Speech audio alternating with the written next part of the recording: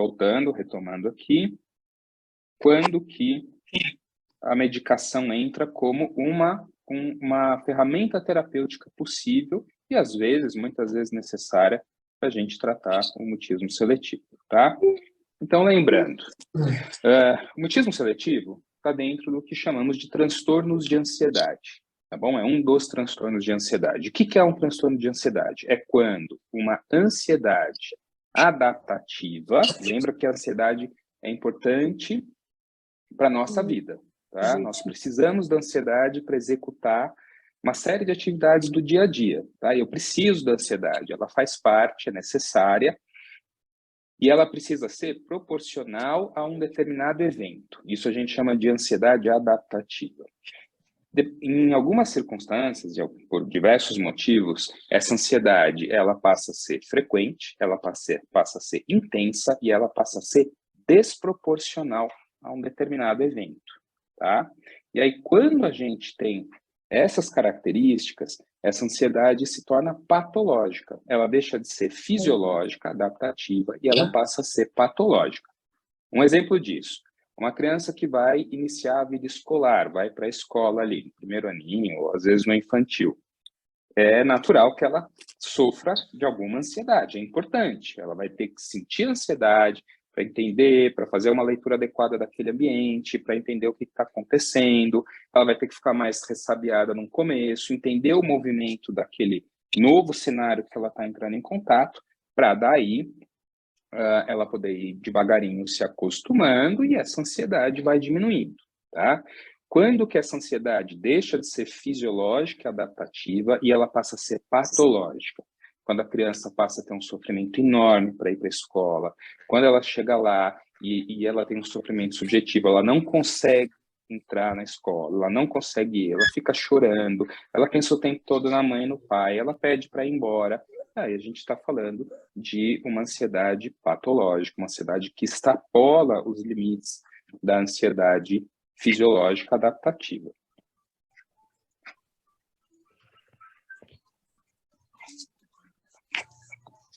Agora travou tudo aqui. Tá difícil aí. Então, quais são os transtornos de ansiedade? Temos transtorno de ansiedade generalizada, transtorno do pânico, agorafobia, transtorno de ansiedade de separação, muito comum na infância e adolescência, principalmente na infância, na criança pequena, as fobias específicas, que é o medo de alguma coisa, pavor de barata, pavor de cobra, pavor de elevador, o transtorno de ansiedade social, que está muito atrelado ao mutismo seletivo, depois a gente vai falar um pouquinho sobre isso, o transtorno do estresse pós-traumático e o mutismo seletivo, que está enquadrado nos transtornos de ansiedade. E quando eu penso num transtorno de ansiedade, o que eu tenho que pensar? O que acontece? Existem alterações cerebrais, tá? Existem alterações do funcionamento neurológico. Lembra que, sim, tudo que a gente sente, tudo que a gente pensa, tudo que a gente faz, tem um núcleozinho lá no nosso cérebro. São várias redes neuronais, são várias áreas do cérebro que estão interconectadas que vão permitir que a gente consiga fazer as coisas que a gente precisa. Quando falamos do transtorno de ansiedade, o que acontece? Existe uma desregulação de algumas redes neuronais. O nosso cérebro, em algumas partes, ele começa a pifar. Como que ele pifa? A gente tem uma estrutura importante aqui, ó, chamada amígdala cerebral. É uma estrutura que funciona como um detector de fumaça, tá? É o nosso detector de fumaça. É a estrutura, não, filho, vai lá, principalmente... Pessoal, o microfone está aberto. Quem puder, vamos desativar o microfone, por favor. Então, essa amígdala cerebral, ela tem esta função, detector de fumaça, que vai detectar quais são os perigos e se tem algum perigo iminente ali, tá? Elisa, está me ouvindo? Muita gente com o microfone ligado. Oi, Rodrigo. Sim, sim. Você não tem como travar aí, né? Eu não consigo porque eu interrompo a tua apresentação, mas eu pediria a todos, por favor, que desabilitassem o áudio e o vídeo, por favor, que acaba interferindo na apresentação e também, principalmente na apresentação e no nosso tempo, tá? Para podermos contemplar todos no tempo certo. Por favor. Ok. Então, voltando, né? Eu me perdendo um pouquinho aqui por causa dos barulhos, mas agora acho que está tudo bem. Então, assim, essa amígdala cerebral, ela vai ser o nosso detector de fumaça. Eu vou perceber onde tem perigo.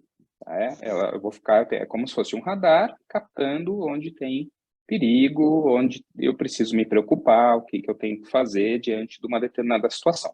Nos transtornos de ansiedade, existe uma desregulação desse processo. Então, nosso detector de fumaça, ele está superativo, ele está desregulado, ele está muito sensível. Qualquer coisinha é suficiente para que ele acione, né, para que ele toque o alarme. E o que é tocar o alarme? Tocar o alarme é um disparo de uma série de reações do nosso organismo que vai fazer com que a gente tenha o coração disparado, uma liberação de adrenalina, tremor, e toda aquela sensação. O vídeo tá fechado aqui, tá? Tá. Espera um pouquinho, Elisa, deixa eu vou tirar meus folhos aqui, que eu estou me distraindo. O microfone tá desligado. Veja aqui.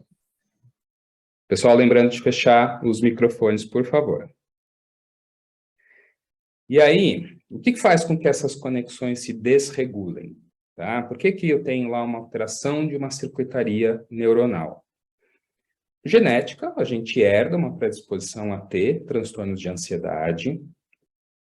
Então, se eu tenho um pai ou uma mãe com um transtorno de ansiedade, eu tenho mais chance do que a população de ter um transtorno de ansiedade. Meu temperamento, a minha personalidade, se eu sou uma pessoa muito preocupada, controladora, isso aumenta as chances de eu ter um transtorno de ansiedade, tá? E isso a gente começa a ver desde a criança pequena. A criança pequena nasce com temperamento e dentro do funcionamento da personalidade dela, já de criança, a gente consegue identificar traços da personalidade que são predisponentes, que predispõem a um transtorno de ansiedade. Experiências traumáticas ou experiências de vida que vão fazer com que aquela criança fique mais preocupada, que ela fique mais em alerta e, principalmente, o ambiente que aquela criança está inserida.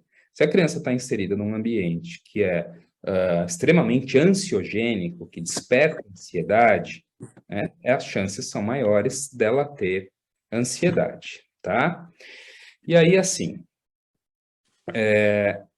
existe um estudo, que é o estudo CANS, é o maior estudo feito até hoje em crianças e adolescentes em relação à ansiedade, tá? Então, o pessoal lá de universidades americanas, boas universidades, hospitais americanos, pegaram um grupo grande de crianças, tá? De crianças e adolescentes de 7 a 17 anos, dividiram em grupos, tá? Em 4 grupos, e colocaram uma parte dessas crianças para fazer uma terapia cognitivo-comportamental, que é o que existe de mais evidência, que tem maior evidência científica nos transtornos de ansiedade e principalmente também, né, no mutismo seletivo, tá? Essa terapia cognitivo-comportamental. Então, uma parte dessas crianças, eles colocaram para fazer a terapia cognitivo-comportamental.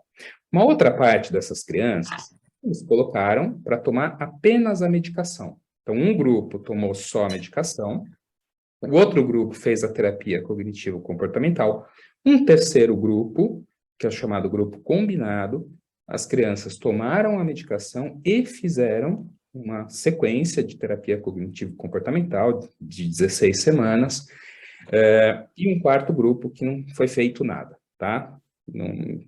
Só acompanharam as crianças. E aí eles foram ver o que aconteceu, né? Como é que foi em cada grupo, qual foi o desfecho, o que aconteceu em relação aos transtornos de ansiedade nas crianças inseridas em cada grupo.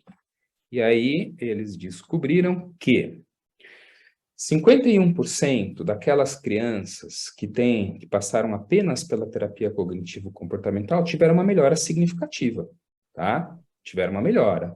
Então, vou lá e coloco naquele grupo 51% que só fez a TCC, de acordo com os critérios do trabalho, do estudo, tiveram uma melhora significativa apenas com a terapia.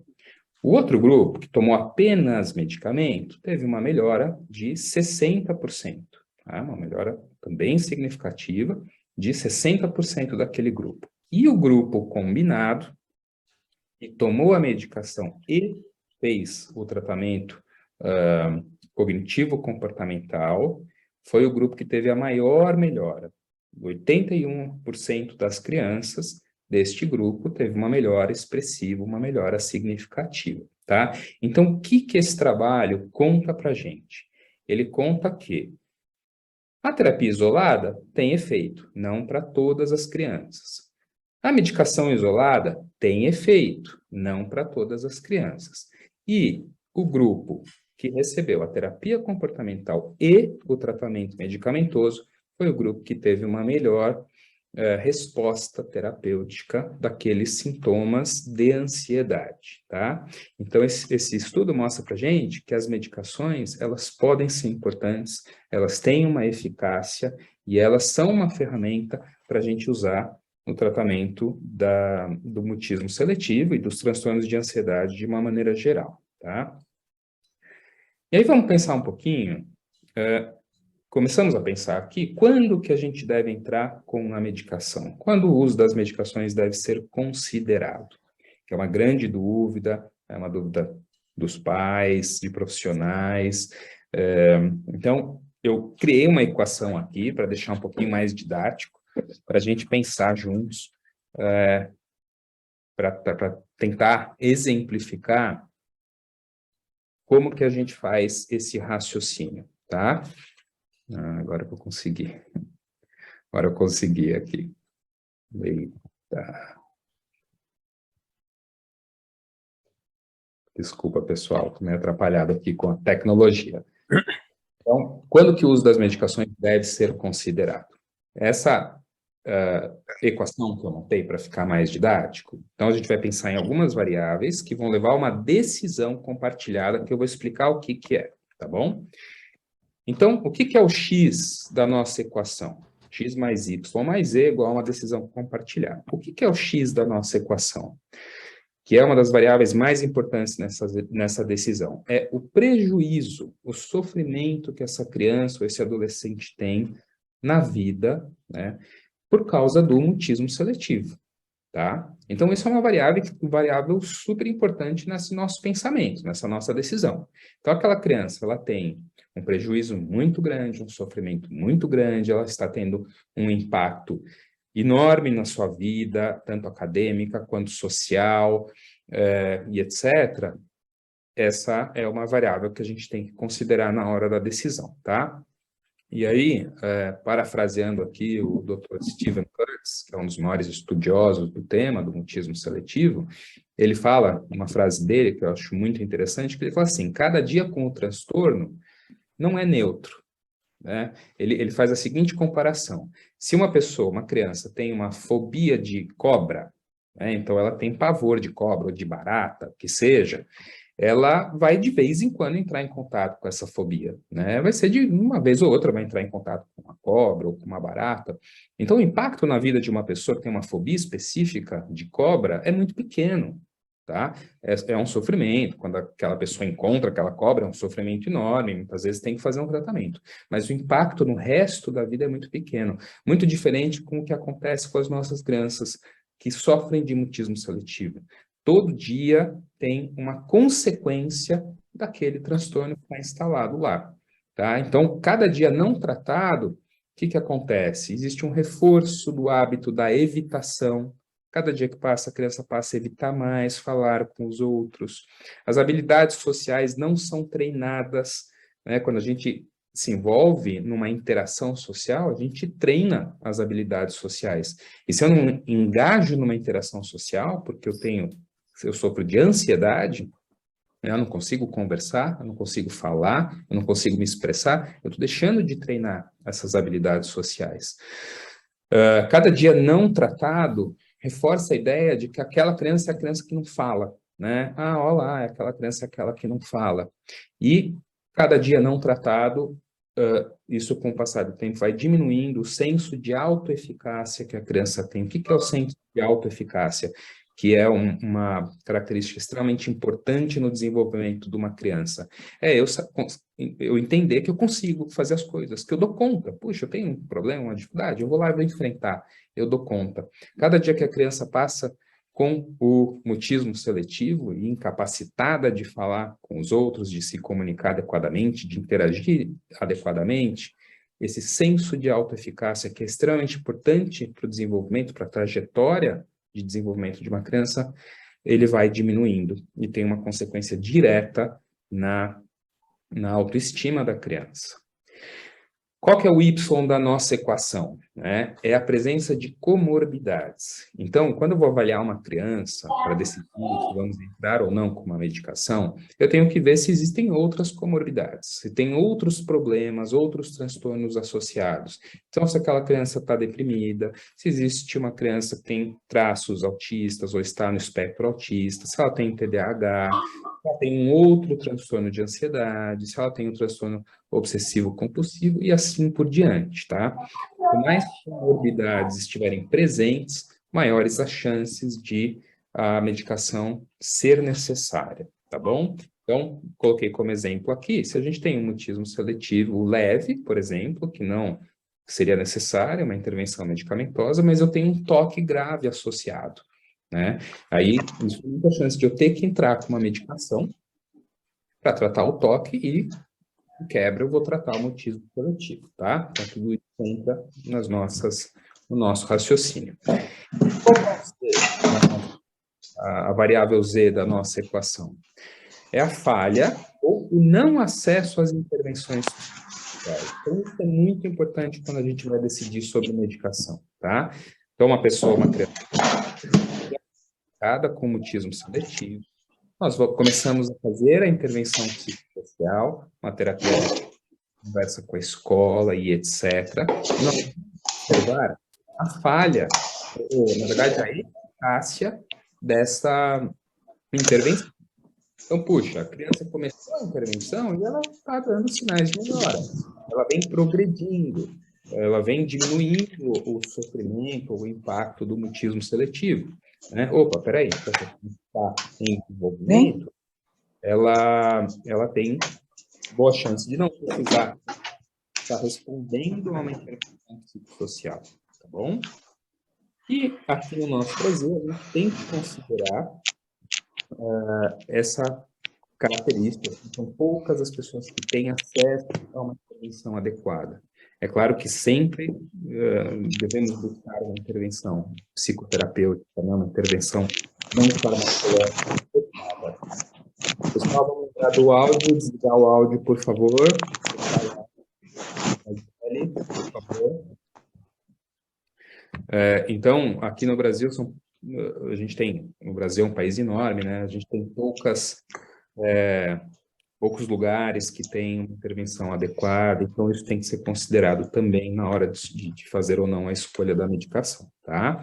Então, quando não há progresso no tratamento não farmacológico, no tratamento não farmacológico, na psicoterapia, ou a criança não tem acesso à terapia adequada, a gente começa a pensar no uso das medicações, tá? Então, quando eu vou ponderar, eu vou avaliar, eu vou analisar essas 3 variáveis e tomar uma decisão compartilhada. O que é uma decisão compartilhada? É uma decisão que vai envolver o médico, o psiquiatra, os pais da criança, a equipe terapêutica, então, às vezes, o psicólogo, a psicóloga, o terapeuta ocupacional, se for o caso, o pedagogo, a escola, tá? Muitas vezes participa disso, e em alguns casos o paciente. Por que eu coloquei o paciente aqui com interrogação? Porque algumas situações, principalmente com pacientes, com adolescentes, eu incorporo aqui o adolescente na hora de tomar a decisão, né? E, às vezes, a opinião desse adolescente, o adolescente fala assim, olha, eu gostaria de esperar mais um pouquinho, ou eu vou me dedicar mais ao tratamento, à prevenção psicoterapêutica. Em alguns casos, a gente também incorpora o adolescente nessa decisão compartilhada, tá? E aí, o que a gente tem que tomar muito cuidado quando a gente vai fazer esta ponderação, quando a gente vai analisar as variáveis, o que a gente tem que tomar muito cuidado é com o estímulo. Bom, Graziele, pode fechar seu áudio, por favor? Perdão. Imagina. A gente tem que tomar muito cuidado com o estigma, tá? Por que que a gente tem que tomar cuidado com o estigma? Porque a história da psiquiatria é uma história muito complicada, é uma história cheia de problemas. Até pouco tempo atrás, não muito tempo atrás, não existia a loucura, os transtornos mentais eram tratados de uma forma, não eram tratados, na verdade, né? Existiam os manicômios, os doentes mentais eram depositados lá, sabia-se muito pouco, não existia medicação para tratar os transtornos mentais, desde uma simples ansiedade até uma esquizofrenia, por exemplo. Então, a história da psiquiatria e dessas medicações, elas são uma história muito complicada, muito difícil, muito feia, né?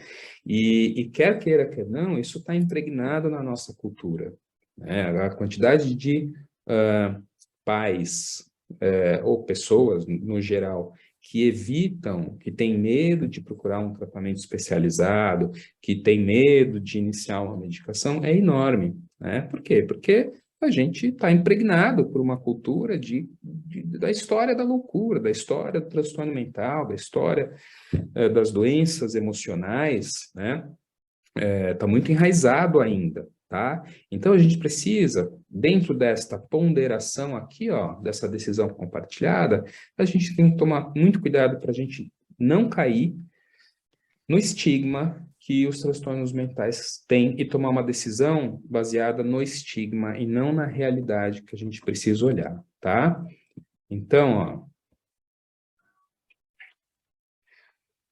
ó, e como é que a gente luta contra o estigma? Como é que a gente não deixa o estigma tomar conta da gente? Informação, tá? A gente tem que buscar informação, informação de qualidade, informação de pessoas que sabem o que estão falando, de livros, de artigos, de jornais, de pessoas que entendem do tema, dos médicos, dos psicólogos. A gente tem que buscar informação sobre o tratamento, sobre as medicações, tem que ter muita conversa. Eu encorajo muitos pais a se tornarem pesquisadores, né? Então, eu identifiquei que meu filho tem um problema, identifiquei um diagnóstico, ou foi identificado, eu vou mergulhar nesse tema, eu vou ver o que é isso, eu vou buscar informações. Hoje em dia é muito fácil buscar informações, a gente tem muitos blogs, nós temos muitos no Instagram, muitas pessoas de qualidade que têm lá os seus canais no Instagram e podem fornecer informação de qualidade, tá? Então, olha, nós fizemos todo esse caminho, avaliamos, entramos com uma intervenção psicossocial, sentamos e conversamos e entendemos que aquela criança precisa de uma medicação, que ela vai se beneficiar de uma medicação. Qual medicação usar, né? Como é que a gente começa um tratamento? E aí, a gente usa maciçamente um grupo de medicações que são chamados de inibidores seletivos da recaptação de serotonina. O que é esse grupo? Escrevi um errado aqui agora que eu vi. É um grupinho de medicamentos que estão classificados nos medicamentos antidepressivos. Eles pertencem à classe dos antidepressivos. Ah, Rodrigo, nossa, mas meu filho tem um transtorno de ansiedade, como é que eu vou dar um antidepressivo? Não tem antidepressivo, tem um problema de ansiedade, tem mutismo seletivo, né? E aí essa é uma dúvida muito comum, e aí eu vou explicar para vocês o que acontece. Quando essas medicações foram formuladas, quando as moléculas foram criadas e começaram a ser estudadas, o primeiro efeito, a primeira busca dessas medicações foi para serem antidepressivos. Elas foram usadas como antidepressivos, né? Então, começaram a elaborar as moléculas, começaram a tratar os depressivos e viram que, nossa, olha, são boas medicações para depressão. Então, vão ser antidepressivos, é o grupo. Mais para frente, os cientistas começaram a descobrir, a perceber que, puxa, tem ação na depressão, mas também tem ação na ansiedade. Eu percebi que aquele meu paciente que tem depressão e tem ansiedade, ele melhorou da depressão e ele também melhorou da ansiedade. Deixa eu testar essa medicação naquele que tem só ansiedade, sem depressão. E começaram a vir novos estudos mostrando que essas medicações também têm efeito na ansiedade, tá? Então, apesar de elas estarem no grupo dos antidepressivos, elas são igualmente ansiolíticas. São a medicação correta para tratar os transtornos de ansiedade, tá? Quais são os mais comuns? A fluoxetina, o Prozac, a maioria das pessoas conhece. Esse nome está errado aqui do lado, eu não vi que eu digitei errado. A sertralina, tá? Também é uma outra medicação bastante usada. E o escitalopram são os mais comuns para os transtornos de ansiedade em crianças e adolescentes. São as medicações mais seguras e mais usadas, tá? E aí, assim, qual dose que a gente usa? Como é que a gente calcula a dose? Como é que funciona o início de um tratamento?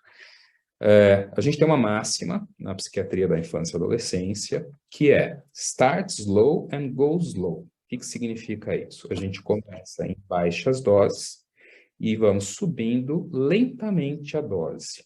Por que que com a criança e com o adolescente tem que ser dessa forma? Para eu minimizar os efeitos colaterais, que já eu vou falar um pouquinho deles, tá? E principalmente assim, para eu avaliar qual que é a dose que aquela criança, a menor dose que aquela criança vai responder bem e vai melhorar, tá bom? Então, qual que é a dose que eu busco? Isso é uma regra, está em vermelho aqui, ó. É a menor dose eficaz. A menor dose que eu tenho a resposta terapêutica. É a menor dose que eu percebo que aquela criança conseguiu se desenvolver dentro daquele programa, que ela está se sentindo bem, que ela superou a ansiedade, que ela melhorou em relação ao sofrimento, ela melhorou a interação social.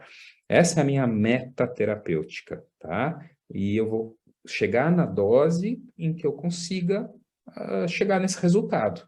Por isso que a gente busca a menor dose eficaz, tá bom? Que ela tenha tolerância aos efeitos colaterais. Esse é um outro ponto, já vou falar também sobre isso. Tá? Então, eu vou subindo a dose até que eu alcance a meta terapêutica e desde que ela tolere os efeitos colaterais. E aí eu trouxe uma informação aqui, que é uma coisa que no meu dia a dia aqui no consultório, eu tenho que lidar bastante, que é assim, a negociação de dose. Tá? Isso é uma coisa que acontece. O que é a negociação de dose? Então, uma vez que entrei com uma medicação dessa, eu vejo muitos pais muito apreensivos, com muito medo, muito pelo estigma, pela desinformação, tentarem negociar a dose, né? Ah, não, mas essa dose não é alta demais. Ah, mas acho que não precisa aumentar. Eu vejo isso acontecer com frequência, tá? E uma vez que entramos com a medicação, é importante que a gente busque a meta terapêutica. E a dose, ela é muito individualizada. Então, vamos pensar uma coisa assim, a fluoxetina, por exemplo. Fluoxetina, a dose terapêutica na criança vai de 10 miligramas até 80 miligramas. Né? Eu tenho crianças que com 10 miligramas vão ficar bem, eu tenho crianças que vão ter que chegar até 80 miligramas. Tá? Isso tem a ver com genética, tem a ver com metabolização hepática, tem a ver com gravidade do quadro, tem a ver com peso, tem a ver com um monte de coisas. Tá bom? Então, a dose ela é muito relativa. Aí eu dou o seguinte exemplo para os pais. Você não vai no pediatra levar teu filho, o pediatra, ele está lá com uma infecção urinária, por exemplo, ou respiratória, uma pneumonia, qualquer coisa do tipo, e o pediatra vai falar assim, então eu vou entrar com amoxicilina, um antibiótico, 500 miligramas, 3 vezes ao dia, por 7 dias. Ninguém fica ali, mas será que não dá para ser 250 miligramas em vez de 500? Será que não é muito? Será? isso não acontece com as outras medicações. Nessa área, nas medicações psicotrópicas, que são aquelas que agem no sistema nervoso central, pelo estigma, pelo medo, pela preocupação, pela desinformação, é algo que acontece com muita frequência, tá? Então, é muito importante que, uma vez que a gente entre com a medicação, que a gente chegue na dose adequada, tá bom? Independente daquela dose. E aí eu reuni aqui um pouquinho das perguntas mais frequentes que eu recebo aqui no meu consultório, nos meus pacientes, as perguntas que os pais fazem, que eu sei que são perguntas gerais sobre o tratamento medicamentoso. Então, eu vou responder aqui algumas das perguntas mais frequentes, e se alguém quiser depois fazer mais perguntas sobre as medicações, fiquem à vontade, tá bom? Essas medicações viciam, eu ouço isso quase todos os dias. Não, elas não viciam. Os inibidores seletivos de recaptação de serotonina, como a fluoxetina, a sertralina e o estalopram, não viciam. Quais são as medicações que agem no sistema nervoso central que viciam de fato? São os calmantes, tá bom? Rivotril, Frontal, Diazepam, essas são medicações que, se não colocadas da forma adequada, elas podem causar a dependência, tá bom? Essas medicações que a gente usa para os transtornos de ansiedade, os inibidores seletivos, não viciam, não causam dependência. Meu filho vai ter que tomar para sempre? Para sempre? Não vai ter que tomar para sempre. Espera aí um pouquinho. Anaísa, fecha o microfone, por favor. Estou tentando. Espera aí. Ok. Minha filha vai ter que tomar para sempre o medicamento? Não. São raríssimas exceções, raríssimas, de uma criança ou um adolescente que tem que tomar a vida toda, ou a maior parte da vida. Raríssimas exceções, e principalmente quando existem outros transtornos mentais associados, tá bom? Nesse caso, não se toma para sempre, se toma pelo período necessário.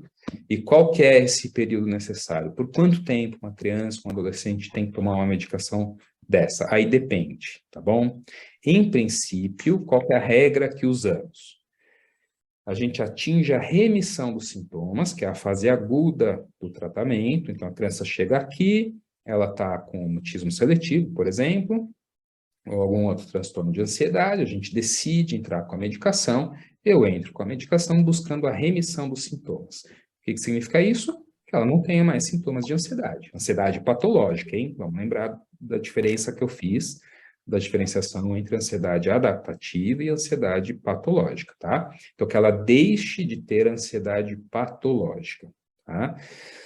Quando a gente atingir essa meta, esse alvo, que é não ter mais sintomas de ansiedade, aí a gente vai contar, na maior parte dos casos, 1 ano. Por que 1 ano? Por que a criança melhorou e ela tem que tomar, criança, adolescente ou adulto também, tem que tomar por 1 ano? Porque os estudos mais recentes mostram que tomar por 1 ano diminui as chances de recaída, de recidiva do transtorno, tá bom? Fizeram vários estudos nessa linha. Então, pegaram lá um grupo de pessoas com ansiedade ou com depressão, um dos grupos tratou por 6 meses, o outro tratou por 1 ano. E aí foram ver depois quem que teve mais recaída do problema. E o grupo que tomou por 6 meses após a estabilização do quadro, teve muito mais recaída do que aquele que tomou por 1 ano, tá?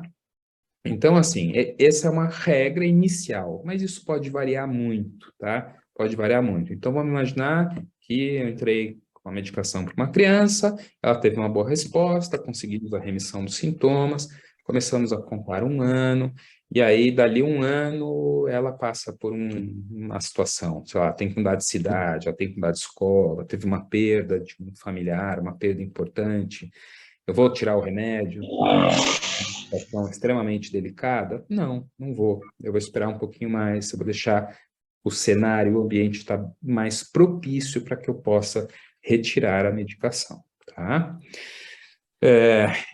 E uma outra dúvida muito frequente: quando parar o remédio, os sintomas vão voltar? Também depende. Depende do quê? Depende do caminho paralelo que foi feito, do tratamento paralelo que foi feito neste período.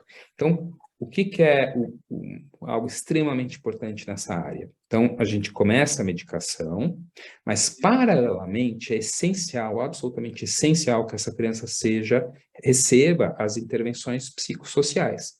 Tá? Então, eu vou desenvolver essa criança lá na psicoterapia, eu vou trabalhar o ambiente escolar, eu vou proporcionar que essa criança tenha interações sociais adequadas, eu vou tratar os vícios de hábito, por exemplo, essa criança tem que dormir bem, ela tem que comer bem, ela tem que fazer atividade física. Eu vou usar esse 1 ano da medicação, de melhora, para fortalecer, para fincar as raízes dos tratamentos não farmacológicos, tá?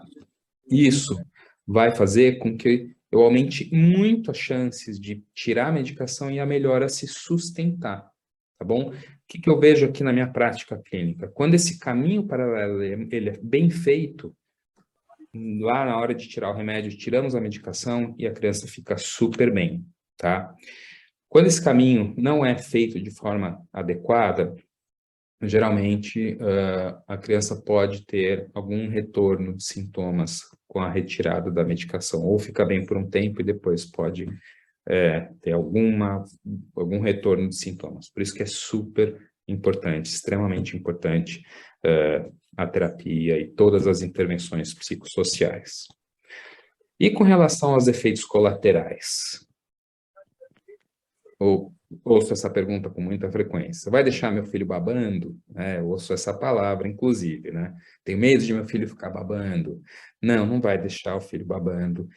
Isso é um retrato que a gente tem, é uma lembrança, uma memória que a gente tem dessa história da psiquiatria, né? Daquelas doentes mentais que ficavam nos manicômios, trancafiados e recebendo medicações, eletrochoque, etc., em que eles ficavam com esse aspecto meio zumbi, babando, assim por dizer, tá? Essas medicações de hoje não fazem, são modernas, são seguras. A gente tem 40 anos aí da fluoxetina, quase 40 anos, uma medicação extremamente segura, com um perfil de efeitos colaterais bastante tolerável, então não vai ficar babando, tá? Vai dar sono? Em princípio, não, tá? São medicações que são muito toleráveis, toleradas, né? Não é para deixar para dar sono. Eventualmente, uma criança pode ter alguma sonolência que é transitória, tá? Porque tem um tanto da resposta individual de cada um. Mas, na maior parte das crianças, dos adolescentes, não vai ter sono com essas medicações. Outra pergunta muito frequente, que eu acho muito legal essa pergunta quando me fazem, que é: meu filho vai deixar de ser quem ele é? Ele vai mudar a personalidade? Né? Puxa, mas eu não quero que meu filho deixe de ser quem ele é. E aí eu pergunto para vocês, né? A doença, o transtorno é que está fazendo com que o seu filho não seja quem ele é. Então, uma criança que em casa brinca, fala, se diverte, é feliz, chega na porta da escola, ela trava, ela fica muda, ela para de interagir, aquela criança não é seu filho. Né? Aquela criança está sofrendo um transtorno, uma doença, um problema. Então, a medicação vai permitir que a gente diminua a desregulação daquelas redes neuronais, a ansiedade diminua e ela possa aproveitar melhor o tratamento, diminuir a ansiedade e poder aos pouquinhos interagir, falar, se comunicar, se expressar e ser de fato quem ela é, tá bom? A medicação não muda a personalidade, a doença muda a personalidade. O remédio faz mal a longo prazo? Não, não faz, tá? Como eu disse agora há pouco, a fluoxetina tem quase 40 anos de existência, tem estudos que são feitos desde lá, do lançamento, muito antes do lançamento já se faziam estudos, então é uma medicação que se mostra segura, como também a sertralina, com o passar do tempo não vai fazer alterações no fígado, no rim, no cérebro, o que quer que seja, tá? Eu repito, né? O que vai fazer mal a longo prazo é o transtorno de ansiedade, o transtorno depressivo, que vai fazer toda uma modificação da cascata inflamatória do nosso organismo e causar uma série de consequências se não for tratado. E aí, ó, um outro problema que eu lido diariamente também, bula. Então, tomamos a decisão, pesamos lá os prós e os contras, juntamos a família, a escola, terapeutas, vamos entrar com medicação? Vamos, ok. Aí eu vou lá, prescrevo a medicação, uma parte desses pais, na consulta seguinte, ou vão me ligar e vão dizer, ai, doutor, eu li a bula e eu fiquei com medo e não dei, não vou dar o remédio, tá? E aí eu falo o seguinte para esses pais. Quem aqui já prescreveu, ou já deu, aliás, não precisa nem de prescrição, né? Quem já deu Novalgina para o seu filho?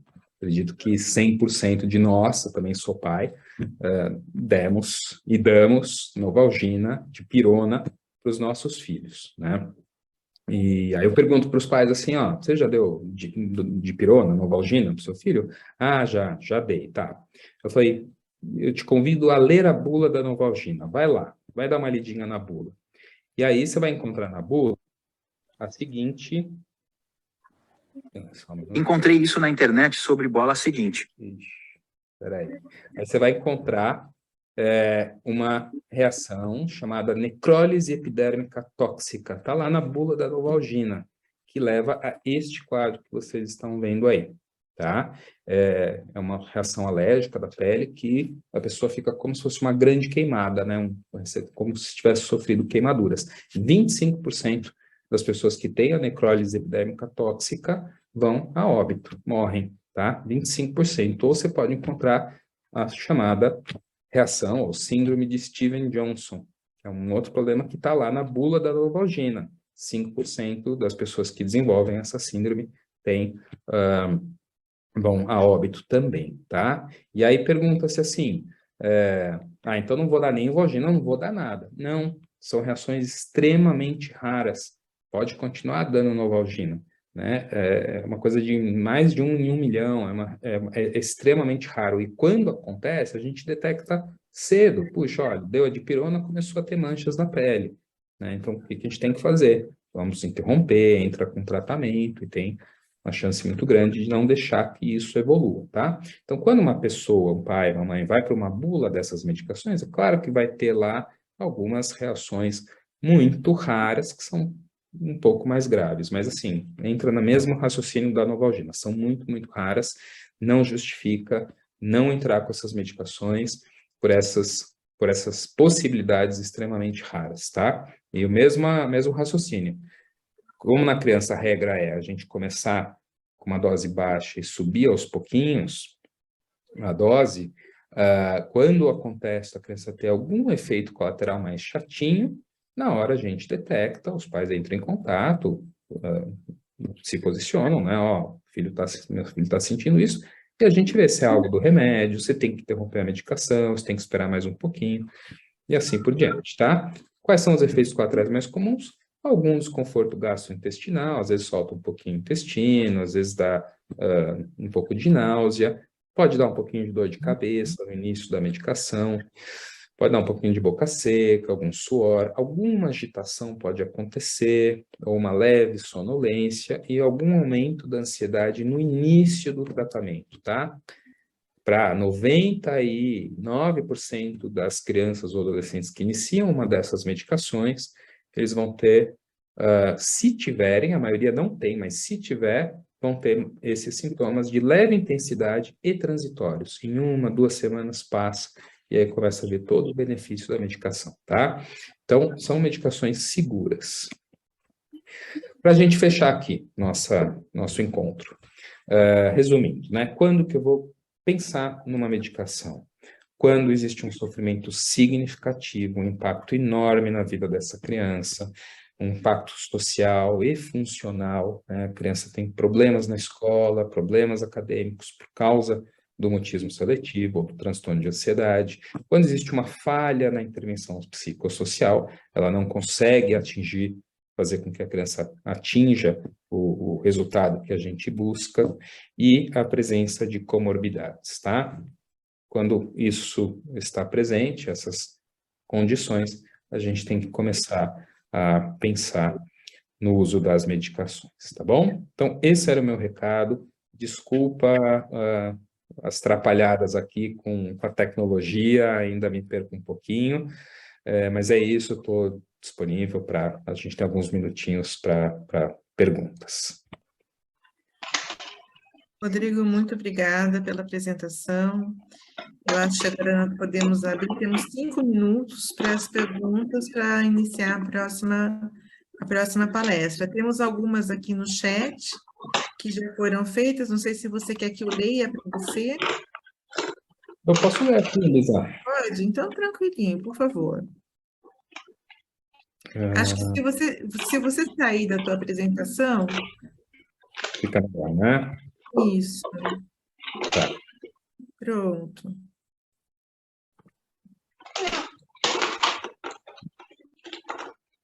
Deixa eu aqui.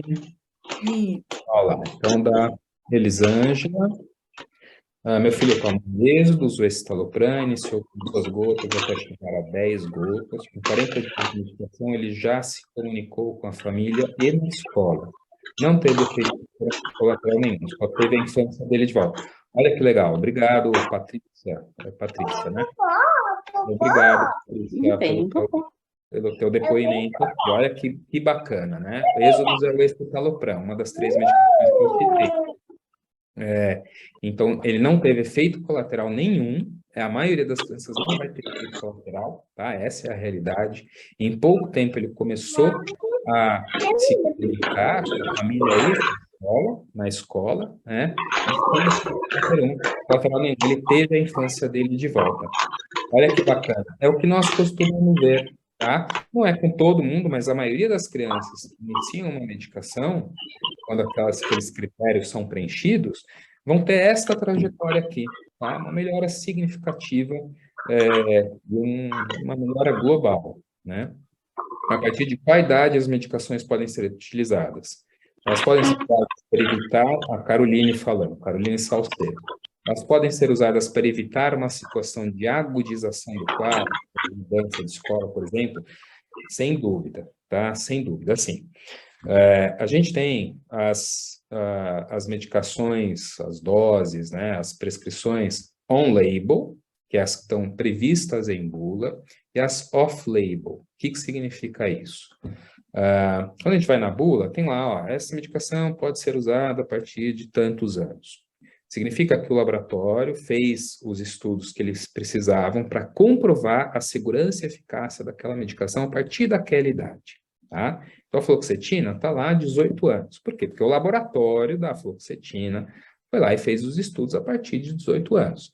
Só que o que aconteceu há 40 anos atrás, quando a fluoxetina foi lançada? Tinha um monte de crianças e adolescentes ansiosos, né? E os estudiosos, né, os cientistas, os pesquisadores, os médicos, começaram a falar, olha, poxa, se funciona para o adulto, vamos testar acima de 18 anos, vamos testar com 16 anos e ver o que acontece. Vai lá e começa a dar medicação para 16 anos. Nossa, puxa, a maioria melhorou muito e não teve efeito colateral significativo. Puxa, legal, vamos para 14 anos? Vamos.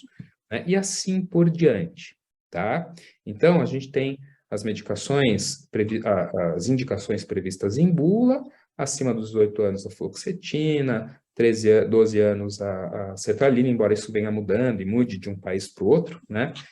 Mas a minha experiência, não só minha, dos meus colegas, os psiquiatras da infância e adolescência, muitas vezes a gente tem que usar com crianças pequenas, a partir de 5, 6 anos, tá? Pelo sofrimento, por tudo isso que a gente discutiu.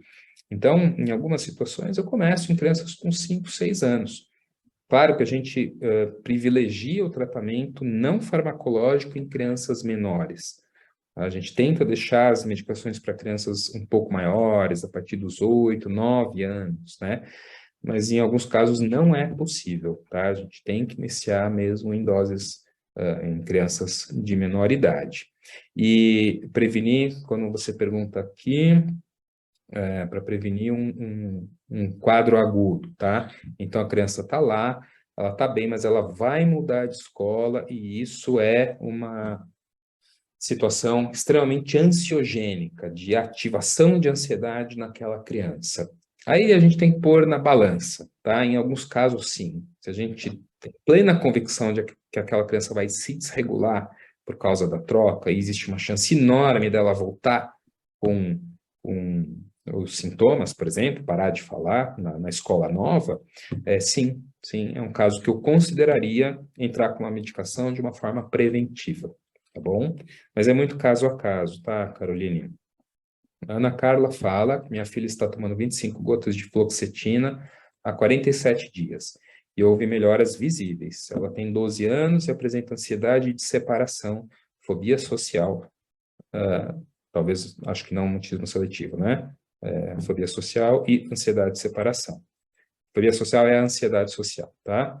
Após a medicação, ela está conseguindo sair aos pouquinhos e alguns dos sintomas que ela sentia foram reduzidos. É isso mesmo, tá? Ótimo, ela está respondendo bem, é o que geralmente acontece. A Lilian fala que a minha filha está tomando aripiprazol 10 ml e Reconter. Eu gostaria de saber se essas medicações vão ajudar no mutismo seletivo.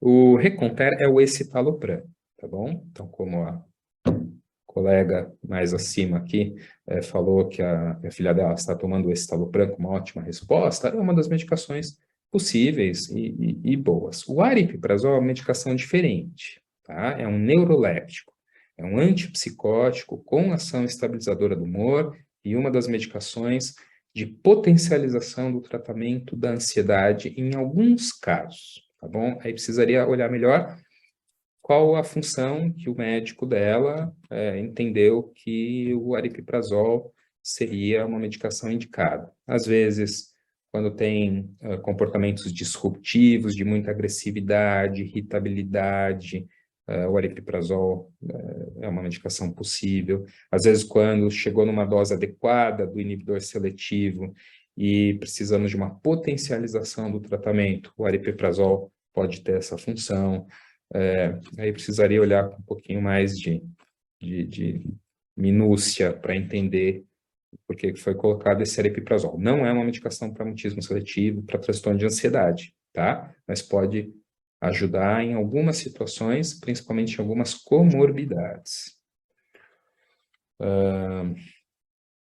A Kelly, medicamentos fitoterápicos para ansiedade têm o mesmo efeito? A neuro da minha filha receitou Sintocalme. Olha, excelente pergunta, Kelly. Excelente que eu ouço isso todos os dias também. O que é o seguinte, a gente trabalha nesse universo, né, da medicina, dos tratamentos, da área da saúde, de maneira geral, uma coisa que a gente chama de evidência científica. O que é uma evidência científica? Eu faço um trabalho, um estudo, que tem uma série de características, esse estudo, para ser considerado um bom estudo, e eu vou, através de uma análise estatística, chegar a conclusões sólidas de que aquela medicação funciona ou não para aquilo, tá? Os fitoterápicos, a gente quase não tem evidências científicas. Um ou outro, sim, foi estudado, mas as evidências científicas são pouco robustas para a gente indicar como um tratamento. Então, o que eu costumo dizer para os pais?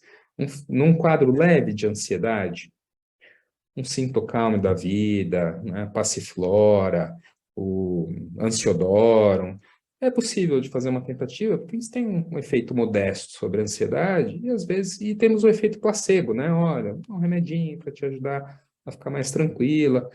Isso pode ter um efeito positivo, tá? Mas a gente não tem evidências científicas. Então, se aparece aqui no meu consultório uma criança com um transtorno de ansiedade, eu vou, e com sofrimento significativo que eu resolva, que eu entenda que é necessária a medicação, eu vou buscar o que a gente tem na literatura médica, na literatura científica, de que realmente funciona, tá? Agora, não contraindico os fitoterápicos, acho que em alguns casos é possível a gente pensar em casos muito leves, tá? A Ana Carla fala, me arrependo muito de não ter começado a medicação antes. Infelizmente, não tive a sorte de encontrar profissionais capacitados para o mutismo seletivo. Que legal esse teu depoimento, Ana Carla, porque eu ouço isso direto, tá? Então, entramos com a medicação, e aí entra muito essa parte da informação, né? E eu gasto uma boa parte da minha consulta, gasto entre aspas, né? Eu invisto, na verdade, em esclarecimento, em mostrar para esses pais o que que é a medicação, quais os riscos, os benefícios, como é que é. E a boa parte das vezes eu falo assim, nossa, puxa, eu não quis dar naquele momento, dei, vi o resultado, e que pena que eu não dei antes, né? A Ivana fala em crianças menores, 3,7 anos, como identificar o sofrimento? Ela fala só em casa, na escola e outros ambientes, não. Tem Coprese, sem diagnóstico de TEA. Então, quanto menor a criança, Ivana, mais difícil é fazer o diagnóstico, tá? Porque os sintomas são polimórficos, eles são sintomas são muitos sintomas de vários transtornos. Geralmente a criança pequena, quanto menor a criança, mais sem forma os sintomas tem, né? Mais difícil é agrupar numa síndrome, num grupo de sintomas que permita que a gente fale, olha, é um TEA, né? Um espectro autista, uma ansiedade, é um autismo seletivo, vai ficando mais difícil. Agora, como que a gente vê? Com uma boa avaliação, com um bom psicodiagnóstico, uma avaliação de uma equipe multidisciplinar, aí a gente consegue, através de vários instrumentos que a gente tem hoje, que são possíveis de avaliar uma criança pequena, né, escalas, testes, questionários, observação, tem uma série de instrumentos que permitem a gente ir tendo uma ideia mais próxima do que aquela criança tem, e poder instituir o tratamento adequado, tá? Então, te encorajo muito a buscar uma boa avaliação com um grupo de profissionais que são capacitados para tratar criança e adolescente, tá bom? Isso eu sempre falo para os pais. Não adianta pegar pessoas que não têm especialização em infância e adolescência, não adianta. Ah, ó, minha vizinha é psicóloga, vou levar meu filho lá. Ela é psicóloga da infância e adolescência, ela tem a formação, porque é um raciocínio completamente diferente do adulto, tá bom?